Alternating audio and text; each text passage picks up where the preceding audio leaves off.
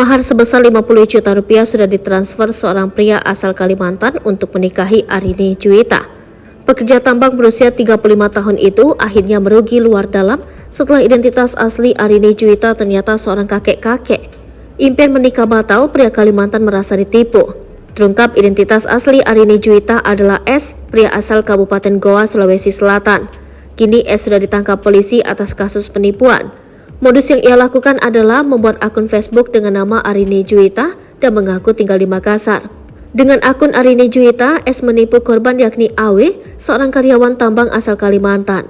Bahkan Awe terbang ke Makassar untuk menikahi Arini Juwita yang ia kenal di Facebook.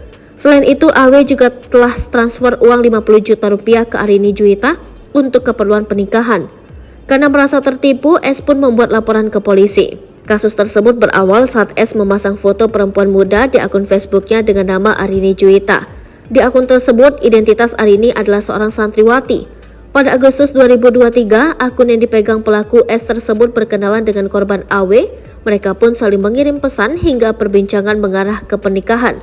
Hal tersebut dijelaskan AKP Iqbal Usman Panit, Subdit 5 Cybercrime di Treskrimsus Polda Sulsel AKP Iqbal Usman. Kemudian pelaku berperan sebagai wanita yang muslimah, kemudian penghafal Al-Quran, kemudian mengajak korban untuk menikah, kata dia.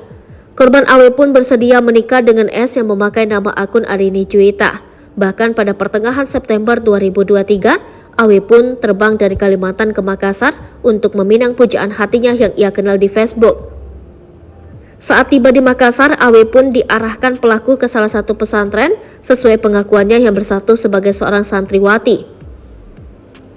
Di salah satu pesantren kemudian mengecek nama daripada sebutkan pelaku, ternyata nama itu tidak ada di pondok pesantren tersebut, ungkapnya. Awe pun curiga karena ia telah mengirim uang 50 juta rupiah untuk biaya pernikahan dan mahar. Jadi untuk meyakinkan daripada korban ini bahwa memang betul dia bersedia menikahi korban, akhirnya pelaku meminta puluhan juta mencapai 50 juta rupiah, sebut Iqbal. Sehingga korban mengirimkan uang pelaku sebanyak lebih dari 1 kali bebernya. Setelah menerima laporan, S pun segera diamankan oleh polisi. Menurut Iqbal, S mengaku uang korban telah habis untuk main judi togel. Ia, pengakuan yang bersangkutan uang hasil penipuan yang dilakukan itu digunakan untuk keperluan sehari-hari dan judi togel. Sama ada juga aplikasi judi online-nya, ujar Iqbal Usman. Jadi semuanya kita masih dalami, apakah ada jaringannya atau masih ada korban lain itu masih kita dalami, ujarnya.